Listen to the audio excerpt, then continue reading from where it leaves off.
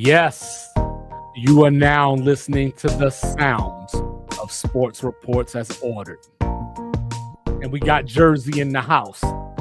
You're the one and only, the world renowned, born in Texas, raised in VA. He is Mr. Logic. And do me a favor out there. Don't bring feelings to a fact fight. Don't do it. But respect New Jersey because they got soul. Rutgers University has the largest jazz library in the world. What up, Boney James? And then, of course, you got me, your unorthodox statistician, coming to you live from the Alamo. I do believe in Joe Hendry. I go left so much that you thought I was southpaw.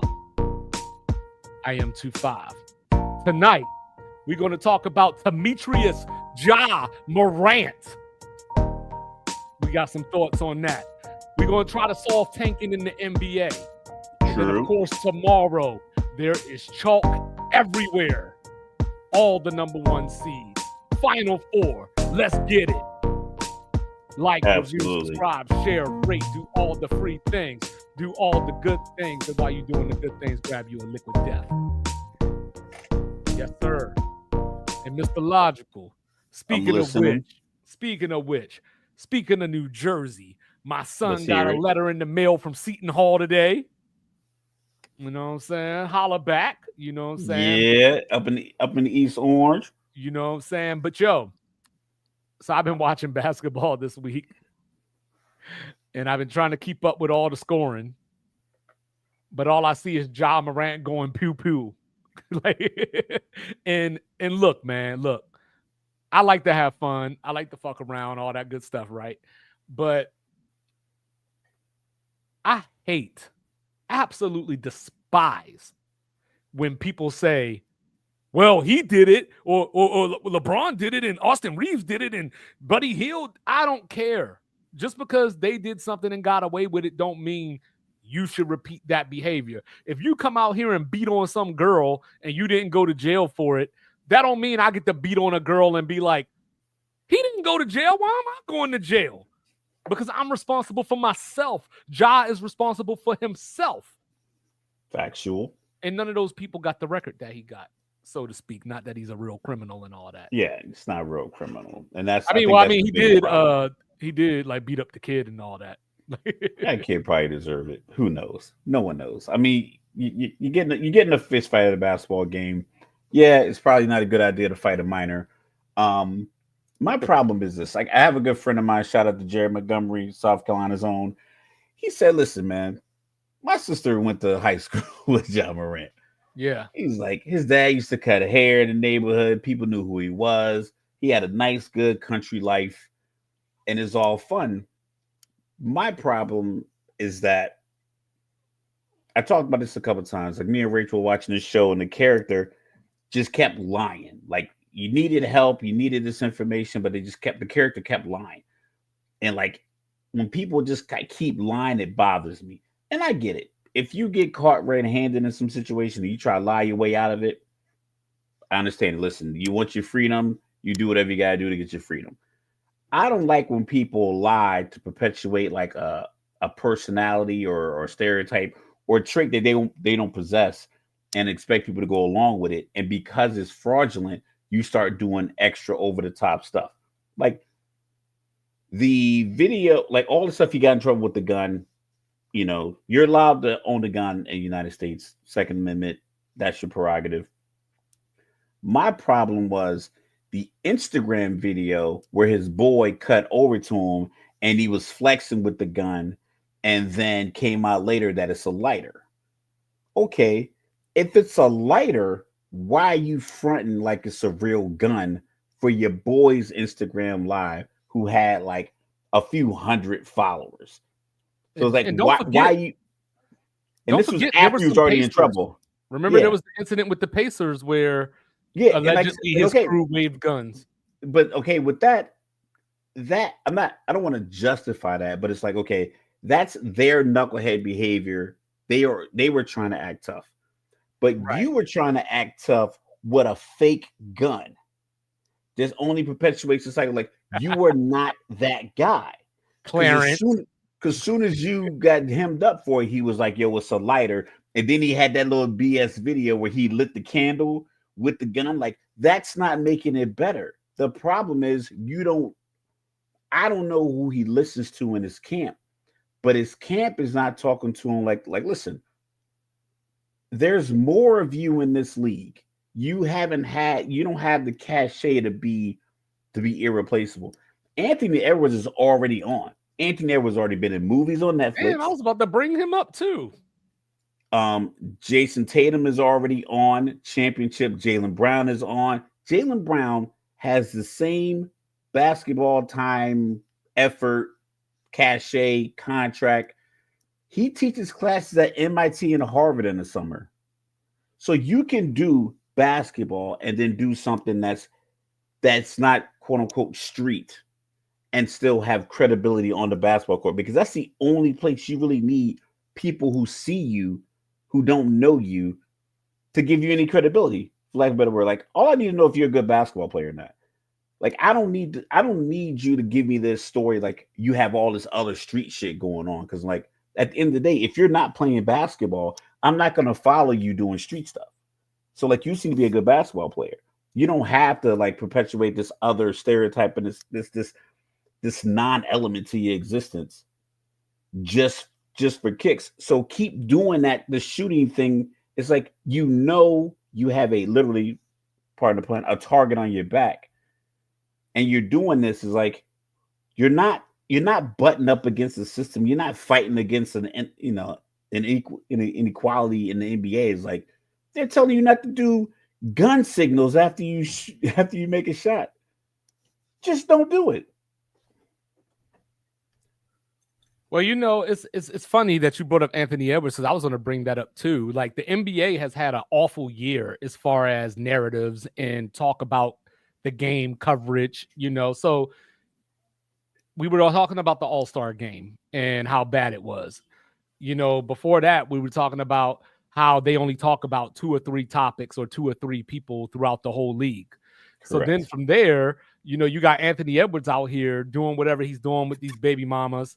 And cool, that happened off the court, but it's still a stain on the league. You know what I mean? It's still a product that you're trying to sell to the public, and these are the But side is it stories. though? I think so, but not maybe not on its own, but when you put it all together, because the NBA is already getting negative coverage as it is, and a lot of the coverage has nothing to do with basketball. Whether it's LeBron versus Stephen A. Smith, whether it's KD going at people on Twitter, it's always something other than the basketball. So, like, if I was Adam Silver, who's pretty toothless, it seems, pretty spineless, it seems, then He's a players commissioner, he's a punk. but he's also an owner's. The owners have everybody has leverage on him. Right. The owners have leverage on him. The players do. So it's basically he'll go to one room and they'll say, "You're going to do all this," and then he comes back and he demands. He goes to the middle, goes to the podium, demands that the players have to do whatever because the owner says so. And then he'll go to another room with the players, and the players are like, "Listen, we not doing this." And then he'll go back to the middle and say, "Hey, talk with the players. The players are only going to wear their own shoes whenever they want, and they're only gonna they want 72 bottles of Gatorade on the sideline, so we're gonna make that happen." And the owner's like, "Yo, what the hell?" He's like, then he go so like he just plays like pickleball with his emotions, and they play him to that fact. But some of that stuff he can't control. No, And I think the narrative that the NBA is like, I don't think there's that much bad press in NBA. I think it's just not widespread. well, no. I think they need to do more, like to highlight other players. What we And were talked talking that about, before. the coverage of the league, mostly done by older players, mostly done by inside the NBA. So the product is being shit on, and then you turn around and you got these type of stories. And I'm not saying that Adam Silver needs to suspend Ja Moran or anything, crazy like that. So there's two things you could do. You either ban that celebration, or you call Ja as the commissioner and just have a conversation and say, look, you've already been in trouble. You've been suspended. you got to be smart enough to not do these things. Like what you're doing is probably harmless in the grand scheme, but you got these targets on your back from things that have happened that you brought up before. So from that standpoint, I need you to take care of yourself. You know what I'm saying? There's only so much I can protect you. And I need his daddy or somebody, sitting next to a Bella Everybody, Danger, at the everybody, game. yeah. Sitting next to a Bella Danger. I ain't even gonna hate on that. But I'm just saying, like, your dad, go His talk to this dad's on the man. take. I mean, His his dad dad, was out here trying to find Uncle Shay, right? his dad, and that's I don't think that's smoke you want. Basketball players always think they can fight. It's like, listen, dog, you run and jump. None of that's gonna help you in a fight unless you can jump kick. So you weigh 195, stay out of these street fights with Shannon Sharp, even with them bad knees and hips. He can still get a grapple on you. I think T. Morant is like living the ultimate basketball dad reality. He's living vicariously through his son's success, and I'm with it. If my son is able to continue his success through all the sports that he plays, like today they had a great lacrosse game against a crosstown rival. It's always great because the parents always end up cussing each other out every time we play this school, no matter what the sport is. We just have a rivalry at any age. You gonna hear a mom cuss another mom out when we play against Seneca. It just happens every time. They won a tough game, but I wouldn't argue with another parent talk about how good my son is compared to his son. I wouldn't be on the sideline drinking and acting up knowing that my son is going through a public image crisis. Maybe I'm in the booth with the owner. Maybe I'm showing like, hey, we have a different connection with this team in this city than just me getting the limelight, sitting courtside with porn stars and other celebrities, sitting next to Usher, whatever the case. And I a think Bella sometimes Danger. we just need to shine too much. And it's like, yo, that shine comes with that highlights some stuff. And then when you start getting picked at, now you feel like you're being targeted. It's like, no, you are acting like a target. Like I'll tell you something real quick. I sent this video to Rachel this week because we walk around New York City and they played a video to some convicts of like people just walking, like an hour-long footage of just people walking back and forth from the same spot. And they were like, which people would you go after? And they picked people who deliberately did certain, or that weren't deliberate in their actions. Like this person's not paying attention, I'd go after them. This person is on their phone, head down, I'd go after them. But the person who's standing up upright, understanding the situation, understanding the brevity of the situation, paying attention, that person doesn't get targeted. That person's Jaylen Brown. That person's Jason Tatum. That person is Shea. That person is Austin Reeves. All these guys have access to the same things that are corrupting these guys and making them act a certain way. And it's not happening for every team. Kawhi Leonard's not in any scandals. Hell, even Paul George, never in anything. James Harden is always in the limelight. He's always out with rappers. Never has any of these problems. It's like he understands, like, listen, the main thing is basketball. That gives me access to these other things. And T. Morant has to tell John, like, John, you have access to everything you need. You have a Nike deal already.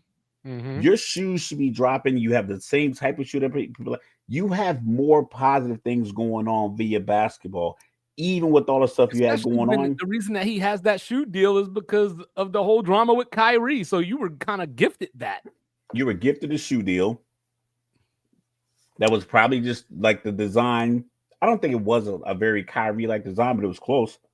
It just didn't have like a strap or anything on it. But means to say you have that deal. So it was like you have the contract extension that you had the rookie extension that was bigger than Zion Williamson, who went number 1. So they already showed you then we're going to pay you more than the guy that got drafted ahead of you. So it's so many things. I think the coach doesn't give you that many touches. If you shot 51% from the field versus 43, you'd average 28 to 29 points. You know what's crazy about what you just said? Ja Morant has not played in 10 straight games in 3 years. 2022 was the last time that Ja Morant played in 10 consecutive games. So I don't want to hear anything about his touches or lack thereof. Be on the court. Let me know that I can trust you. and I will put the ball in your hands. If you're not going to be on the court, how can I trust you? I got to see who else can handle the ball when you're I not got to see around. who else can handle the ball, and I got Scottie Pippen Jr. back here who can play.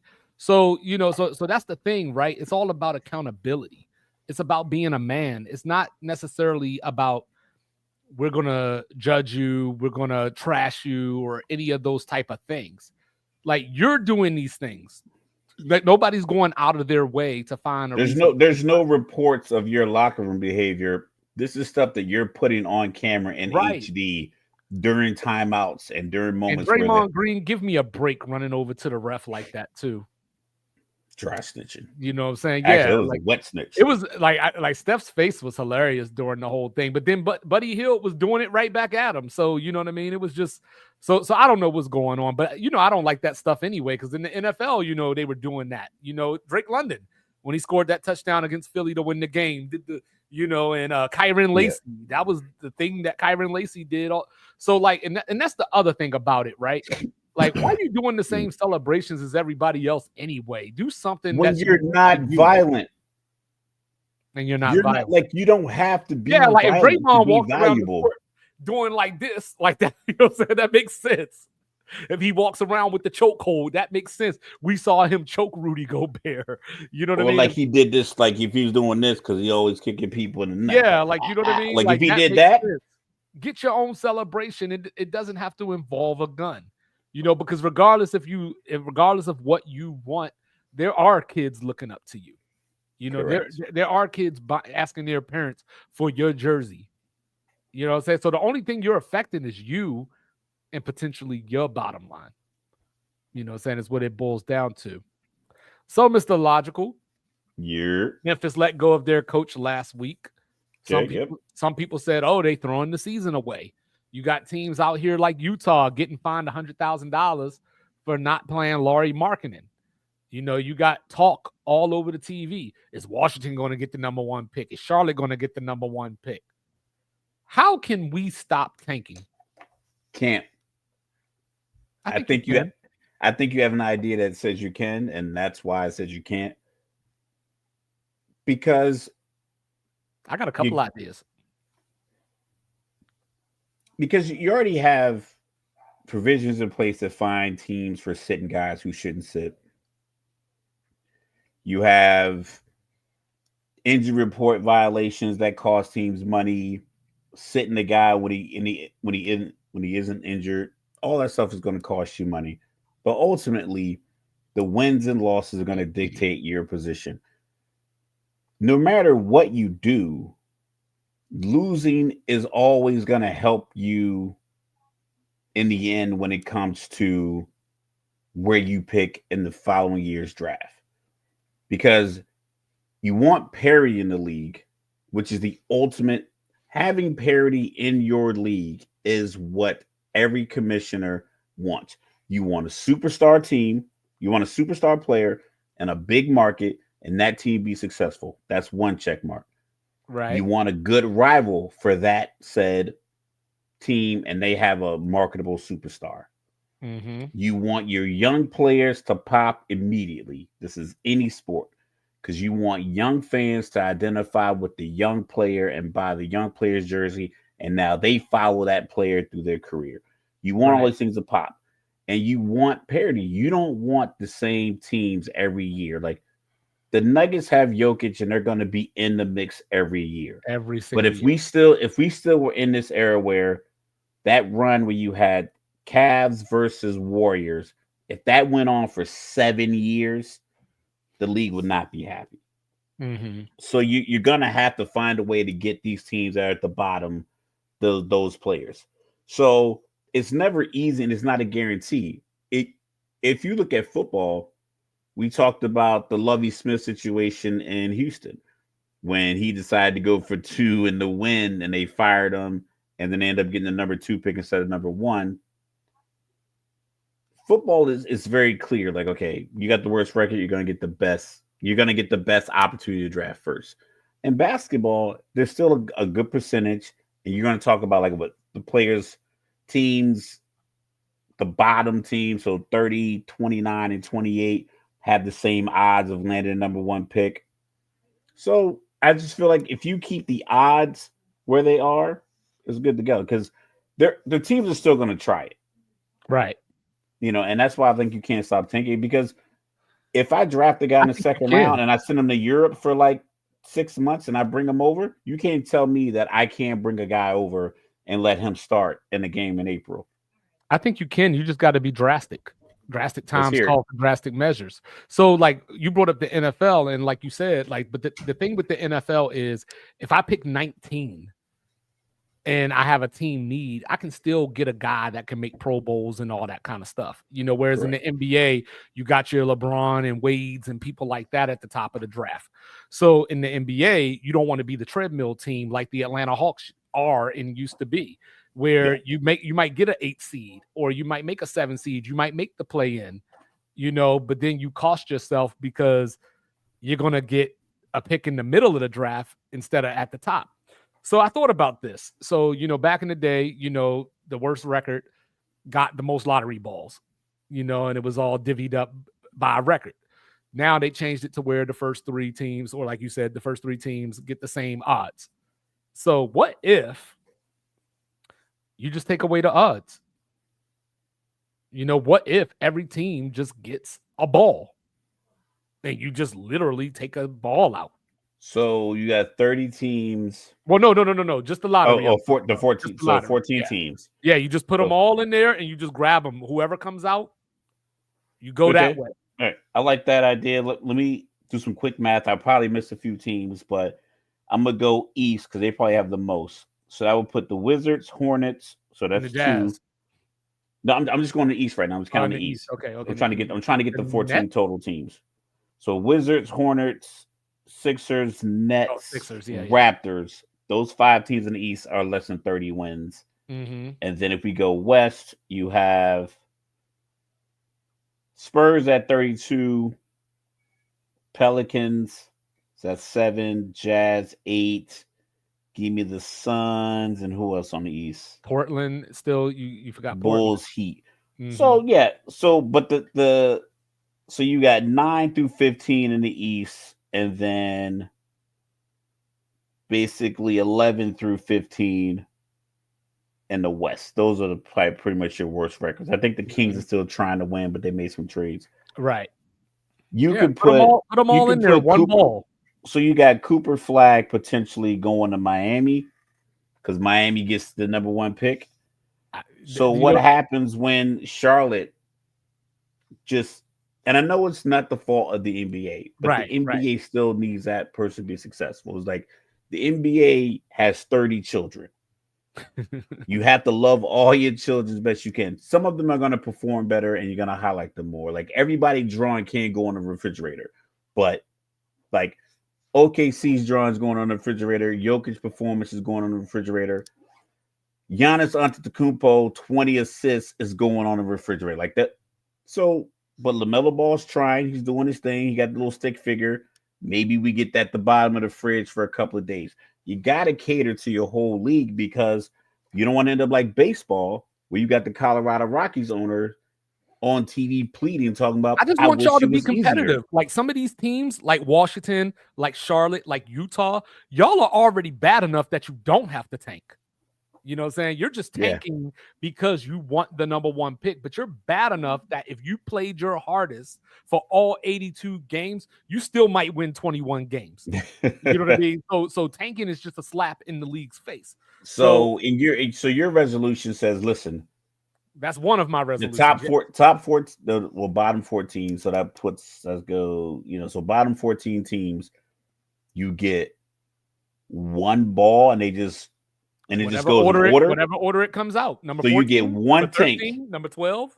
So you get 1 tank and 14 balls in it, Yep. and it's just like a draft, just It's all about luck.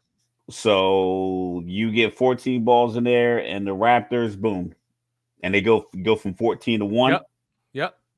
Like credit card roulette. That's how we play credit card roulette. You put all the cards in a hat, and then the last card in the hat has to pay for the meal. So instead of being like, "Oh, we were the worst ones," I got my card off. No, so like the last one gets Because the number 1 pick. realistically, if you theoretically speaking, If you didn't make the playoffs, you need help anyway.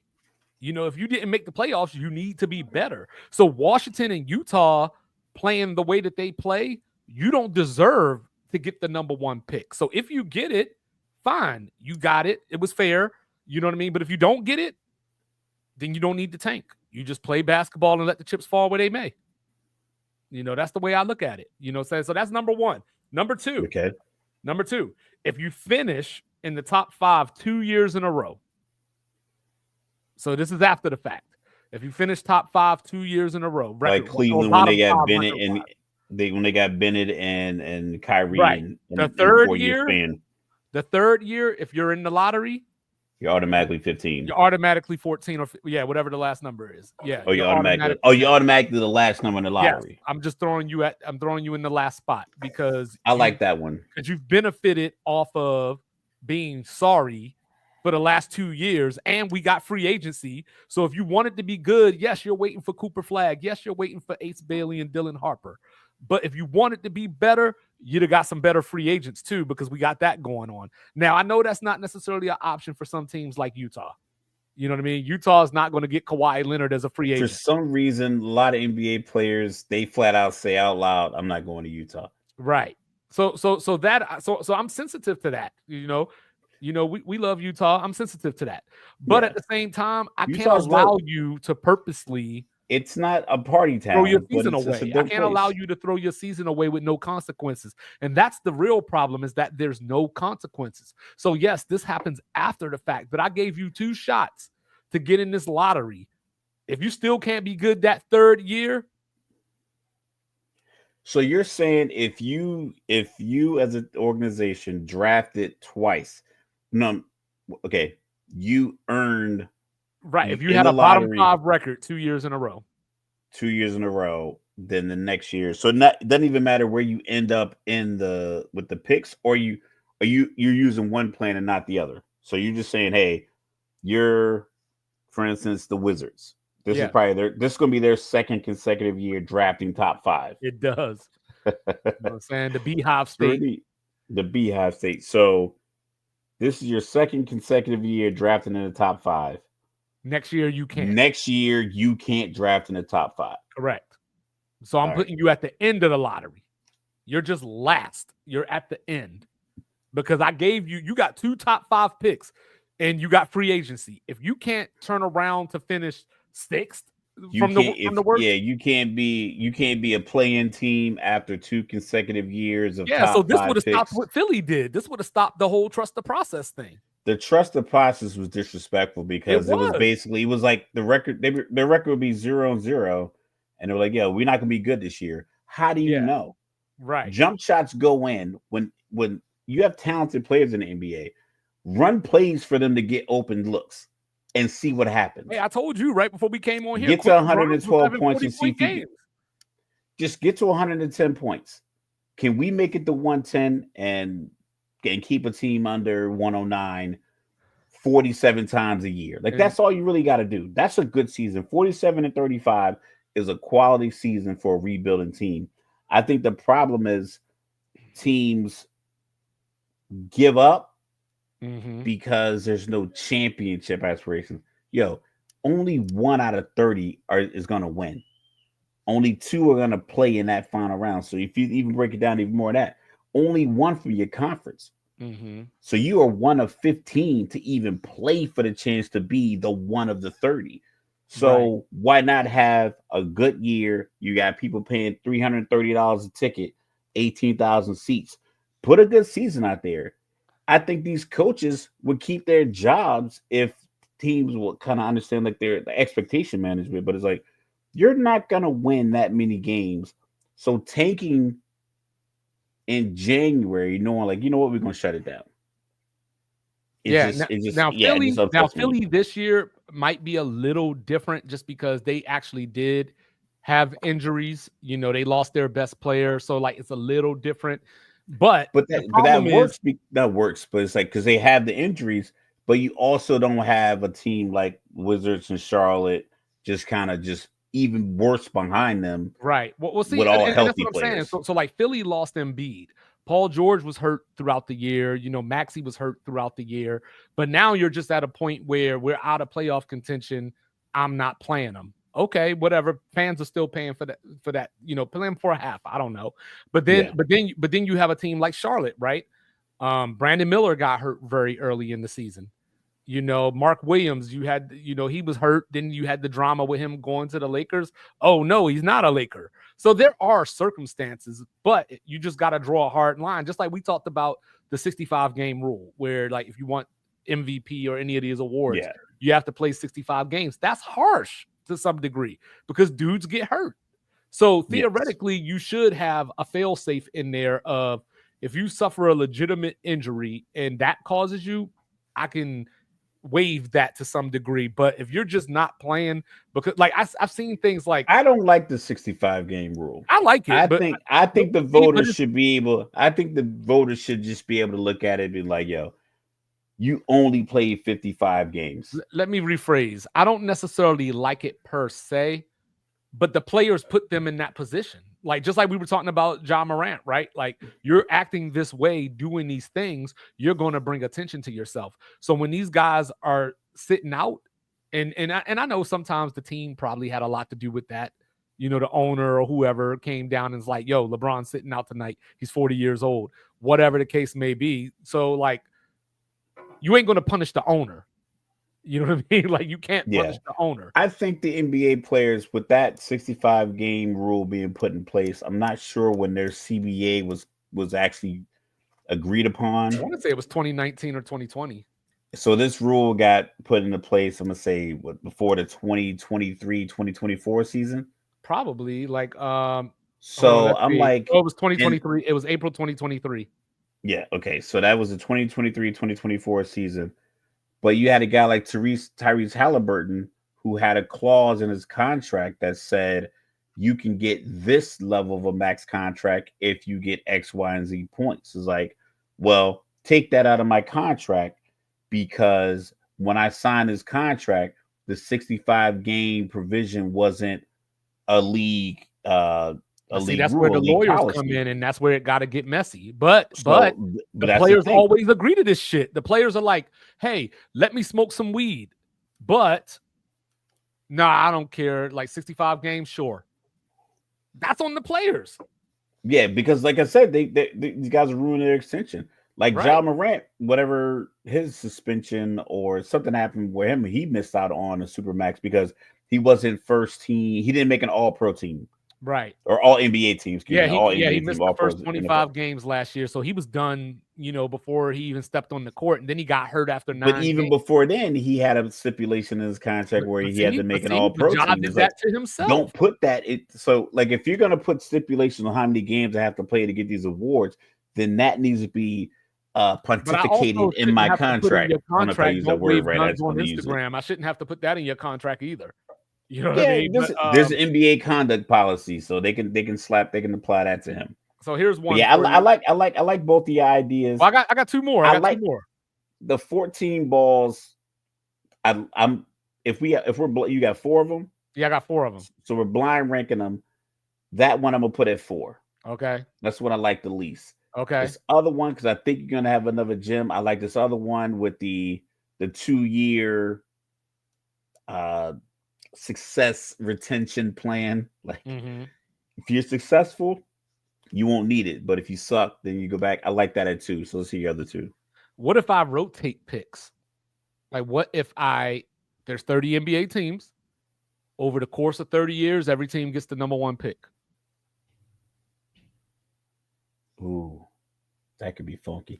The problem comes is the money. No, but all I'm trying to do is stop tanking. Like, all that other stuff, we can have other conversations about. You say, hey, you guys can figure everything else out. Yeah, I just want you to get on the court and play basketball, give the fans what they deserve. They're paying all kinds of money to come see you. You need to be on the court. You need to be trying. Because, like, remember, we argued about the play-in because I don't like it. I like the play-in because the fandom aspect of it. Right, and I get why you like it because it makes those dog days of March matter just a little bit more. Yeah. I understand that part of it. But the problem for me is, like, the reason I don't like the play-in is because March should matter because of what happened in December. So if you decided to sit people in December, I'm giving you a fail safe, a mulligan to make up your fuck ups. You know what I mean? So that's why I don't like to play it. The thing with the play-in is that you have the NCAA tournament element to it, of like the elimination aspect of it. So if you did play the long game and you sat James Harden or you sat these guys in December, Like, yeah, if you want to finish and 7, be my guest. Now you ended up 7th, and you play you played a 7-8 game, 7-8, and you 9, lose because some dude is just hot. Like Malik Monk just goes like last off year when 40. Zion had 44, but then he got hurt. Like he puts the Lakers out if he doesn't pull a hamstring. So, but like this year, Malik Monk goes nuts and he drops, because I think right now you got the Kings at 10. So you got the 9-10 with Mavericks and the Kings. Say Malik just goes on a 2 or 3 game stretch and he knocks all these teams out. Well, that's your fault for putting yourself in that position. Yeah. So the rotation one, I'll put that third. So in a perfect world, we would have relegation, and that would stop tanking. But we don't have that. So because you. But I think that can influence tampering, because we're going to talk about it. Like, for instance, say we did the rotation, and whatever the they pulled the rabbits out of they pulled the names out of the hat. Boom. So now you got Cooper Flag. This year, it's Brooklyn's turn to be number 1. No. This year's say Phoenix. Phoenix is going to be number 1 this year, but next year's the Knicks. And it's like, do I want to go to Phoenix for whatever? Like, what did they get? Like 7? What did the first round pick get? They don't get that much money. We talked about it. It was like it was 4. No, it was more than that. It was like 16 million a year, something like that. But you're playing 82 games. I want to say it was 14. It was like, hold on, let's see. It was 4 years. Oh no, that's NFL. My bad. Yeah. Yeah, because it was let's see. So Zach Ricochet was the number 1 pick this year. Yes. And he's making 10.5 this year. And then the total contract value is 57 million over 4 years. Yeah, and after the second year, you get your extension. So say you're Cooper Flag, and it's like, all right, I can go to Phoenix this year, or I can get Duke boosters to pay me $6 million to come back next year and go to the Knicks. It's not my problem. Now I'm on billboards in Madison Square Garden. It's not my problem. But do you get tampering where you get boosters or New York Knicks guys? Hypothetically, Spike Lee, Knicks guy. But you know what? But he calls Cooper and say, "Listen, man, stay at Duke. I'm gonna donate $2 million to Duke so you can stay there." I got tampering. That's what I have tampering rules for. But the tampering only impacts you got to make impact to do that. Did it? Like if you incorporate a new system, you have to incorporate new rules. Fail safe, yeah. So I'm gonna put a rule in there, and if you get caught doing this, you forfeit your first round pick. I like it. All right. And that's what I'm saying. Third. And then the last one is the one that I like the least. So like I said, so before I said, if you finish top 5 2 years in a row, that third year you get the last pick of the lottery. So in this scenario, if you finish top, or I keep saying top, but I guess realistically, technically, it's more like bottom. But if you finish in the top 3 in the draft, the 2 years in a row, then the highest you can get is number 4, because you're out of the top 3 now. I can't give you another top 3 pick. So I'm just capping. So it's very similar to the one I had set at 2, where it's like you get 2 years being good and you kind of relegated to 14. Right. But if you get a top 3 2 years in a row, you can't do it the third year. Because remember, there was that draft. Was it this year? It was either this year or last year. I want to say it was last year when the Pistons got Asar Thompson. It was I think he was 5. They had the odds like 2 years in a row. They were like they should have been number 1 or number 2 by the odds, but they got number 5 back to back. You know what I mean? So like that's where it gets goofy, because I don't like to do the rig stuff. We talk about that, but like, okay, so the Knicks get Patrick Ewing. Cleveland just happens to get LeBron James. When LeBron James leaves, they just happen to get the pick for Kyrie. When Anthony Davis leaves, No, they just first they got Anthony Bennett. and then they fucked it up and gave him another Yeah, one. and then Yeah. they got And then, Kyrie. and then when Anthony Davis left, you somehow got Zion. Like, you know what I mean? Like, there's always this coincidence that even I can admit is kind of shady if you really think I about it. think How often it happens. pre-internet, pre-cell phone, pre everybody spying on everything. I can see the 80s. I see because we talk about we Well, talk now they about the don't NFL televise it. or just like the games being rigged in general. Back in the day when they were trying to develop these leagues and generate money, you got to keep in mind back in the 60s, 70s, and 80s, sports was competing with regular TV shows for the appeal of the country. Right. Like the NBA finals were on tape delay. Right. Boxing was huge. Football was getting this, was kind of getting his teeth sunk in because college football and NFL football was really good.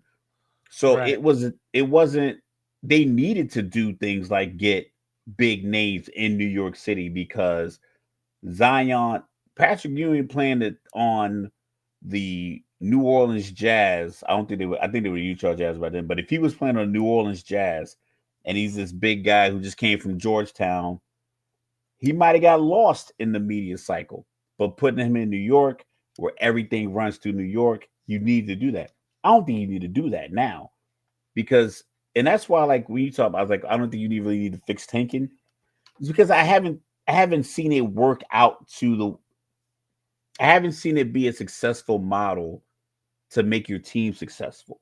So that's why tanking to me is a problem if you can't sell out your games or if you can't put on a good basketball product because it hasn't seemed That's to where we work. are. The basketball product, I think the basketball product is everyone's shooting threes and guys are just not playing tough Well, not even defense. about The not even that. referees are kind of getting But involved not and the even that. They personalities. sat Laurie Markkinen for like a month. That's why they got fined.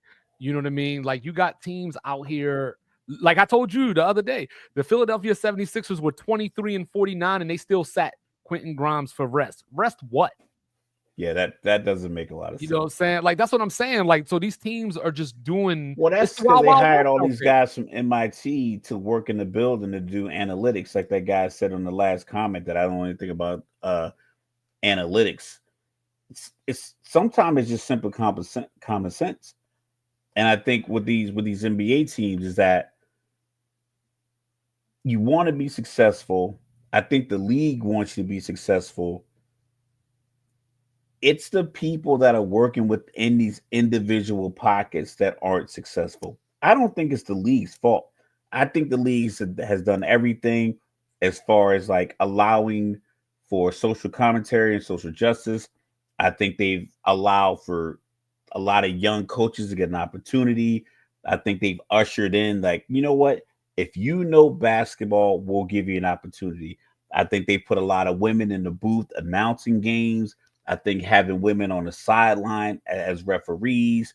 I think the NBA has done everything they could realistically to make the game great. They globalize the game. They go to China every year. They make a big deal about the shoes and highlighting the shoes and giving these guys opportunity to highlight their shoes. It's all over the NBA blogs. So they allow these guys to personalize. They allow the dress code. I don't know if the dress code exists anymore because the NBA Yeah, it players just doesn't. kind of Yeah, doing whatever. they definitely relaxed it or something. Yeah, so like they've I think the NBA has done everything they can do to really offer up a quality product. It's just I think the receivers, the fans only want a certain product and then certain players and certain teams and certain markets drive the needle. Because you Mhm, and I always have this small market, large market conversation. I'm mhm. like, yo, Indianapolis is not a big market. We all know Reggie Miller, Rick Smits, the Davis twins, Yeah. Jalen Rose. Detroit's not a big market. We all know Chauncey Billups, Hall of Famer, Rasheed Wallace. They won championships. San Antonio, Tim Duncan might be the least most captivating personality in the history of Mhm. sports. and Right. people still advocate for him as the best power forward of all time. It's all about performance. I think teams now and ownership and GMs, they don't understand. Listen, your performance has to match your aspirations. You got to meet that, Well, and speaking and of I think which, teams are doing that. speaking of big markets, and I brought up the word rigged a couple of minutes ago. How fitting is it that Mr. Ovechkin, who tied Wayne Gretzky tonight, has his next game against the New York Islanders. You couldn't have planned that if you tried, I guess. But no, but I think that's the thing, is that the teams just have to know that there are things in place. It doesn't necessarily have to be any of the ideas that I presented, but something just needs to be in place to deter them, even if it's just fining them, I guess. But you got to be able to prove certain things, and that's where it gets a little crazy. Correct. So tomorrow night we got some championships going on. First of all, congratulations to the University of TO.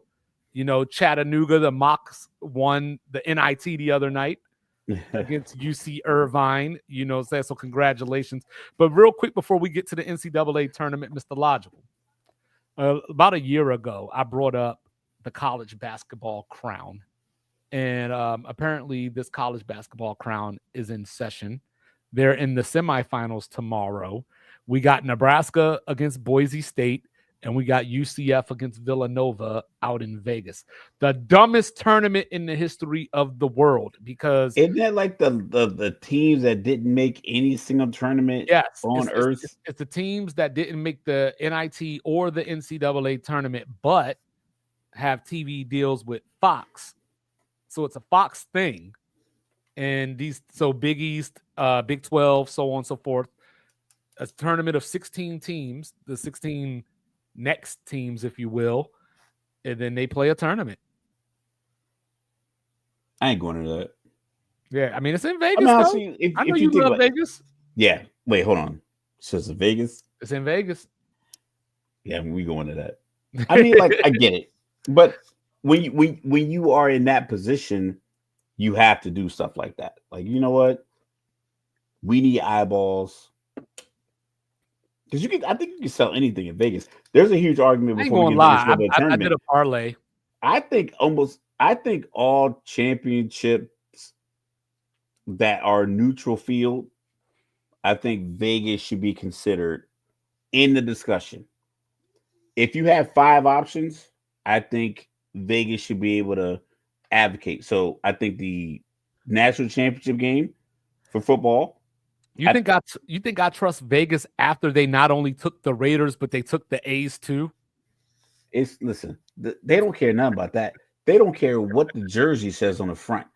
All they care is that the emblem, the MLB, the NFL, the WNBA, the NHL, they're all here. We already have the facilities, we got the space, we have the hotels.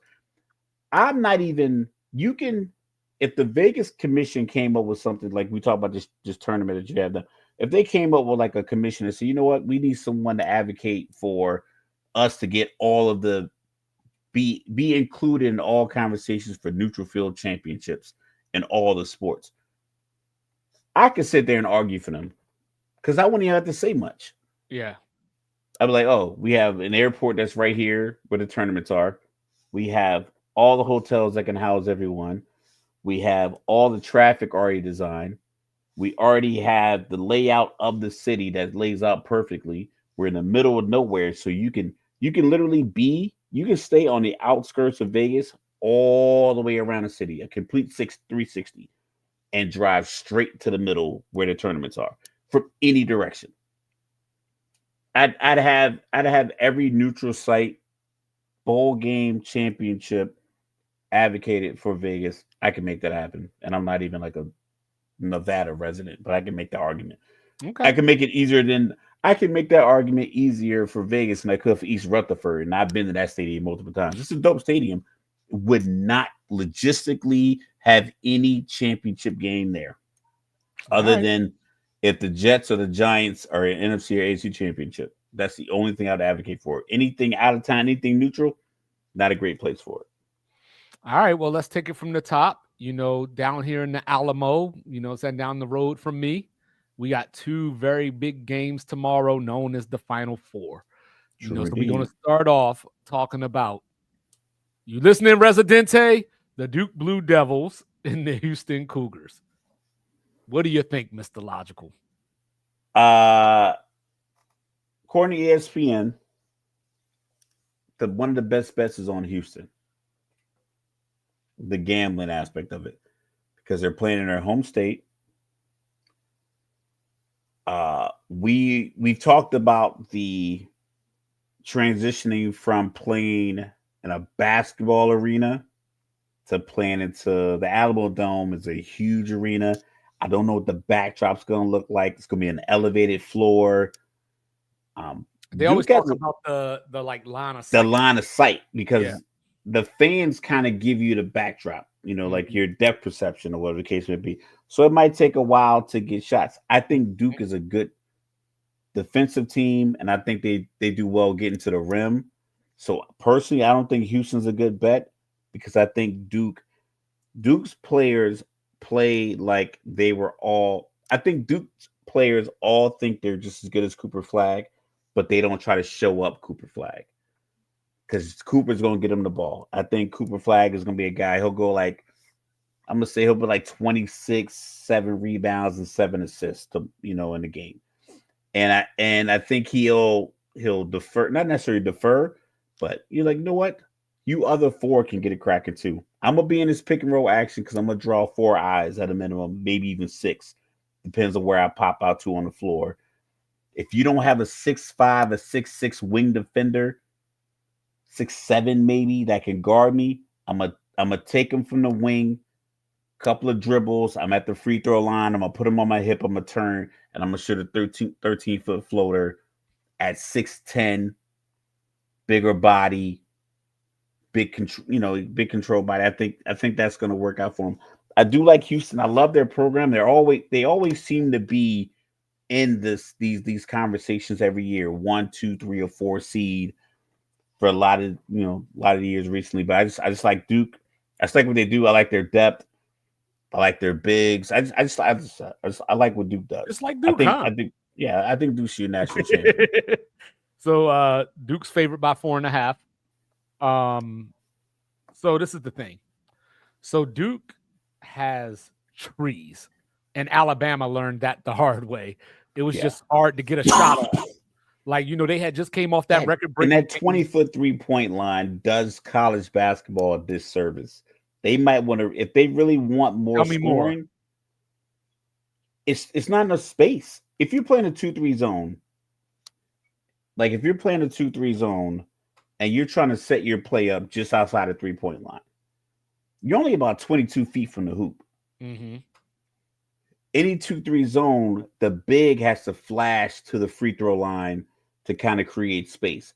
But when it's that close, You it's cramp. like Yeah. it can cram. So like the guy at the top of the 2-3 and the guy from the bottom, from from the sideline, they can collapse on that big if he gets it, on the left side of the free throw line extended or even the right side. They can do the same thing. So it just makes it tough. So if you don't have a guy that can catch and shoot off the big, or if you don't have a big that can pass confidently, then you get a lot of tip balls, you get a lot of waste possessions, you get a lot of bad passes, or you just get like passes that don't really set up anything. And I think that's what Duke was able to do against Alabama. Is like, yeah, you can get the ball here, but kick it out.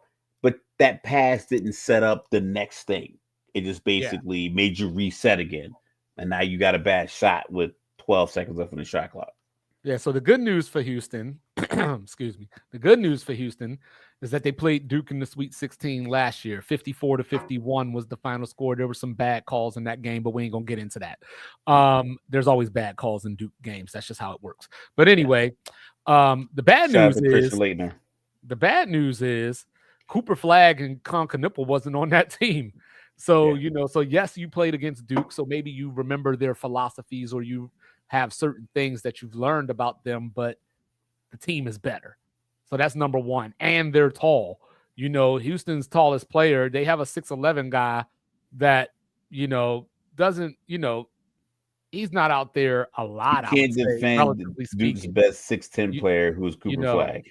but this is where I like. This is what I like about. Yeah, bad calls. I said it every time. We talk about it all the time, Mike.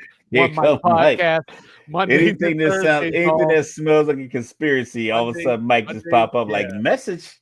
Mondays and Thursdays, saying noon Eastern. But look, the thing, like we talk about this, every time, like there's you remember back in the finals? I know you remember because you always talk about it. KD, LeBron, the charge or no charge. That's what Duke does about 18 times a game. You know what I'm saying? That's still blows my mind that they changed that call. So here's some motivation for Duke. Here's a quick motivator for Duke.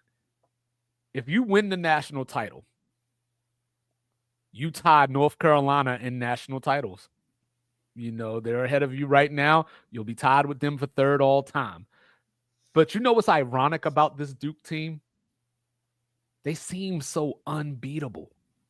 And you know what it reminds me of? Like I said, ironically, it reminds me of 1991 when this Duke team that lost by 30 the year before the UNLV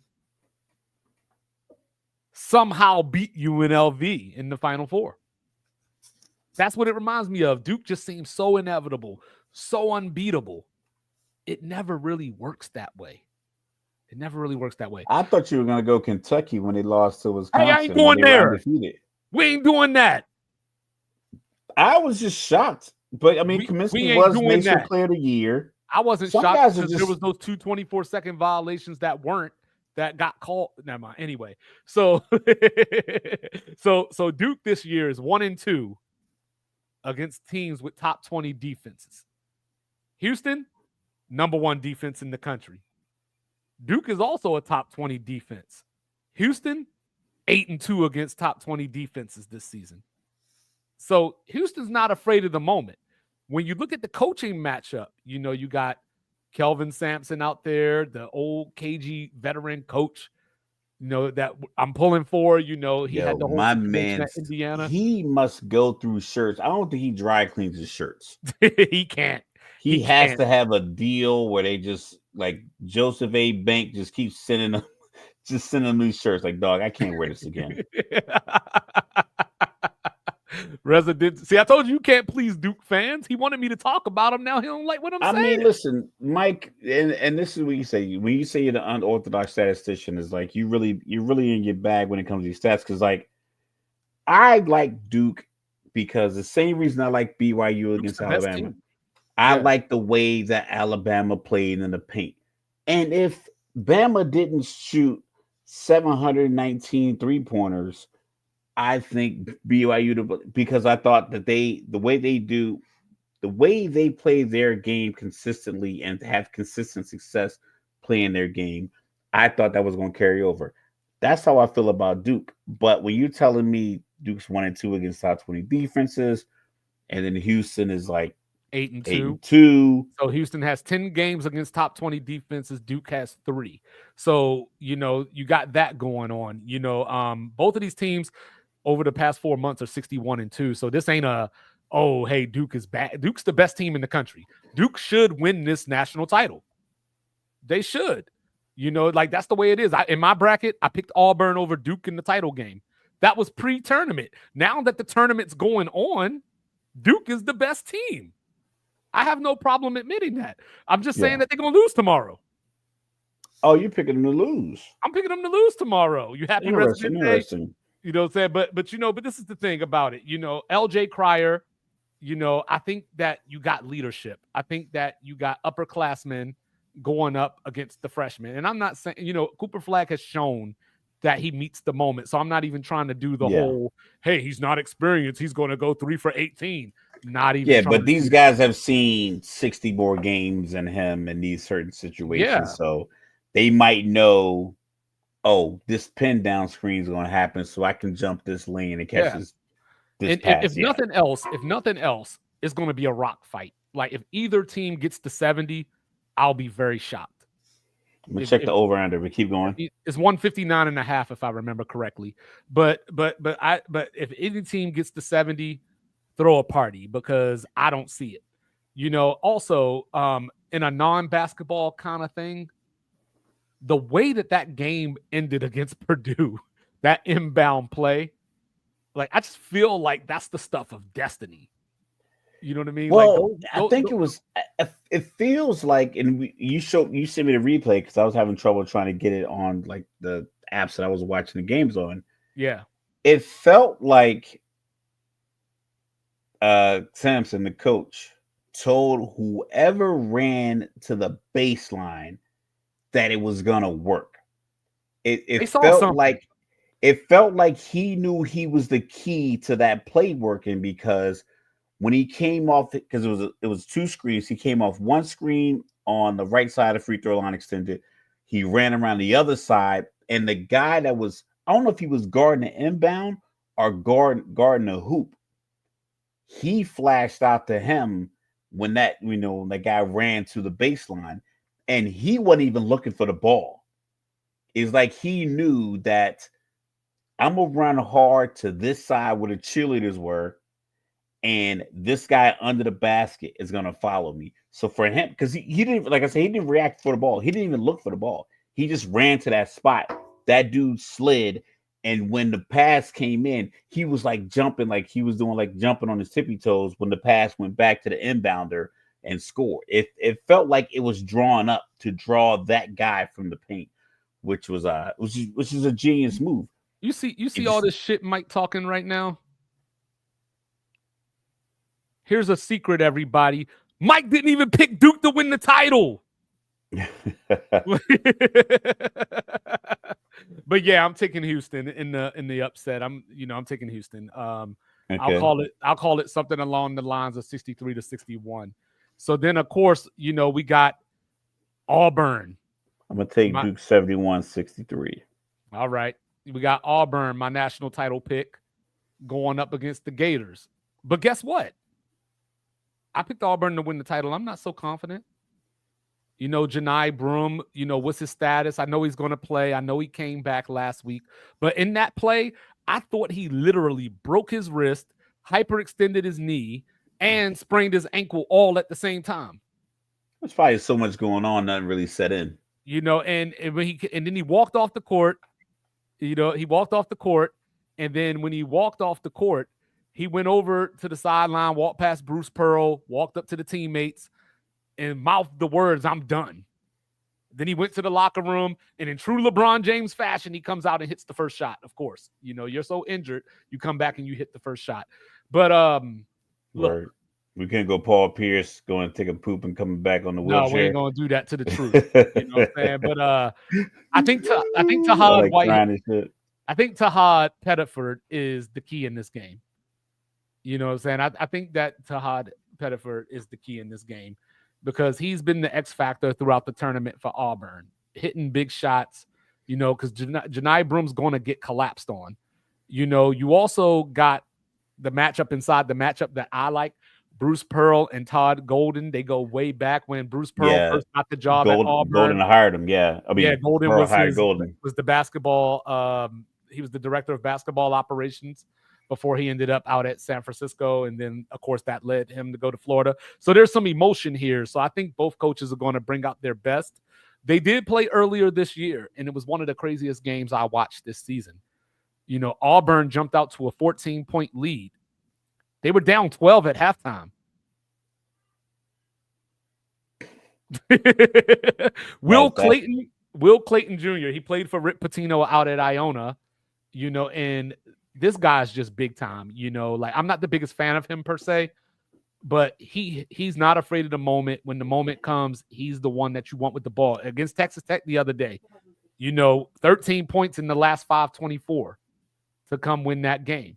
So Florida is ready for this moment. They have the psychological advantage because they went into Auburn and beat them this year. This Final Four is awesome, Mike. This Final Four is awesome because you got Cooper Flagg and Janai Broom, who are splitting most of the Player of the Year awards. And then Will Clayton is probably third. He's probably the third after those two. So this is probably the first Final Four that I can remember in a long time that had this level of national prominence, with the players involved. So Baker Mazzara, he needs to hit shots for Auburn to be competitive in this game.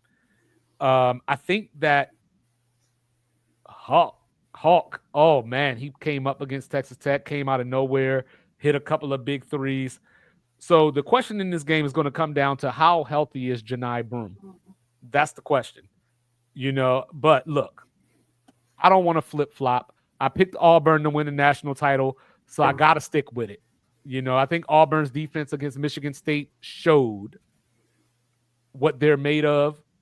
Yes. These are the two best teams in the best conference in the country. So to steal, the youngins' words, it's going to be a banger. So give me Auburn. I think they're just going to shut down the 3-point line. Will Clayton, right? I brought him up. 26%. 26% of the points that Florida has scored in this tournament belong to him. So that seems like a very simple defensive plan for Bruce Pearl, who I like. I like coach versus protege. People, Yeah. So I'm also going Auburn. So Auburn, except for if you're Duke. Jimbo Fisher, I guess. Yeah. Go ask God how he gets his business done or something. What do you say about Nick Saban? But yeah, so I'm taking Auburn, and then I'm taking Auburn over Houston for the national title. Well, I'm riding with the Blue Devils all the way. I just think sometimes when you have, I think we talk about this tournament being all chalk, but sometimes when you have the best players transferred in, freshman phenoms, seniors that are vintage, great coaching. You have all 4-1 seeds in the Final Four. I think sometimes just having the best player on the best team, it's just common sense. Like you can fight uphill against it. I talked to a guy yesterday. I think he had Iowa. He didn't have any number one teams in his Final Four. And I'm like, you don't have one? He's like, I just figured like the upset was going to happen. Upsets aren't really like logical after like the first or second round. Once you get to the Sweet 16, it's like, okay, who's playing with the best momentum? The cream rises to the top. Who has the best players? Who has the better coaching? That's what Calipari is able to do what he does in the early rounds of the tournament, no matter what he's ranked at, because more than likely he probably is more experienced than the coach that's wearing the suit 25 feet away from him. You know what I mean? So like Calipari, you need a goal key. You need something that he can't plan for. Like Golke was shooting crazy threes, but if he can galvanize his guys enough to have them believe that they can beat you, then I think that gets in your head as a coach who doesn't have the same level of experience as him. So I want Cinderella. But after the first and second round, like if you have all four in your Sweet 16 and you keep picking them, it's not a surprise. You know what I mean? So like. Yeah, so we'll see how it plays out this weekend. We'll be back next week to talk about it. Yeah, I want Duke Auburn just because you got the two best players in the country going up against each other, the players of the year, if you will. Like I said, they're splitting them. Like so far from my count, Cooper Flagg's won 2 of them, Janai's won 1, and there's 3 more to go. But there might have been some more in between. I just haven't checked. But so I want that matchup, not just because I picked it, even though that is why I picked it, but I just think that would be the best matchup. And it's a rematch, and it is what it is. So, guys, enjoy the Final Four. Check out some basketball. OKC not getting the 70. We will be back on Tuesday. He is the world-renowned Mr. He's going for the record. Go for it. Then don't bring feelings to a fact fight. Don't do it. And I am 2-5. We love you. Like, review, subscribe, share, rate, do all the free things. Do all the good things and make sure you do it with a liquid death. Peace.